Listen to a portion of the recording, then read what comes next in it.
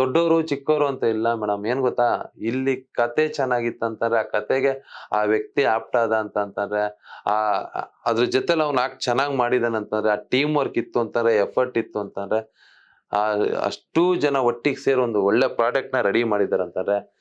ಯಾವೊಬ್ಬ ಭಿಕ್ಷುಕನ್ನ ತಂದು ನಾವಲ್ಲಿ ನಿಲ್ಸಿ ಆಕ್ಟ್ ಮಾಡಿದ್ರು ಆ ಸಿನಿಮಾ ಗೆಲ್ಲುತ್ತೆ ಮೇಡಮ್. ಅದಕ್ಕೆ ಉದಾಹರಣೆಗಳು ನೂರಾರು ಇದೆ. ಇಂಡಸ್ಟ್ರಿ ಯಾರು ಅಂತ ಗೊತ್ತಿಲ್ದಿರ್ತಕ್ಕಂಥ ವ್ಯಕ್ತಿಗಳನ್ನ ಇವತ್ತು ತಲೆ ಮೇಲೆ ಹೊತ್ಕೊಂಡು ಒಂದು ದೊಡ್ಡ ಮಹಾರಾಜನ್ ತರ ಮೆರೆಸಿರ್ತಕ್ಕಂಥ ದಿನಗಳು ಇವತ್ತು ಇಂಡಸ್ಟ್ರಿಯಲ್ಲಿ ನೀವು ನೋಡಿದ್ರ, ನಾನು ನೋಡಿದೀನಿ.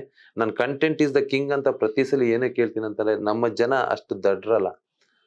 ಪ್ರತಿ ಒಂದು ವಿಷಯನು ಅನಲೈಸ್ ಮಾಡಿರ್ತಾರೆ, ಗೊತ್ತಿರುತ್ತೆ ಅವ್ರಿಗೆ ಯಾವ್ದು ಒಳ್ಳೇದು, ಯಾವ್ದು ಕೆಟ್ಟದು, ಯಾವ್ದು ಫೇಕು, ಯಾವ್ದು ಸುಳ್ಳು ಅನ್ನೋದು ಪ್ರತಿಯೊಬ್ಬರಿಗೂ ಗೊತ್ತಿರುತ್ತೆ. ಇವತ್ತು ನಾವು ಒಂದು ಚಿಕ್ಕ ಮಗುನು ಸಮೇತ ನಾವು ಮೋಸ ಮಾಡೋದಿಕ್ಕಾಗಲ್ಲ. ಯಾಕಂದ್ರೆ ಅಂತ ಸಿಚುವೇಶನ್ ಅಲ್ಲಿ ಹೊಸಬ್ರು ಹಳಬ್ರು ಅಂತಿಲ್ಲ ಮೇಡಮ್.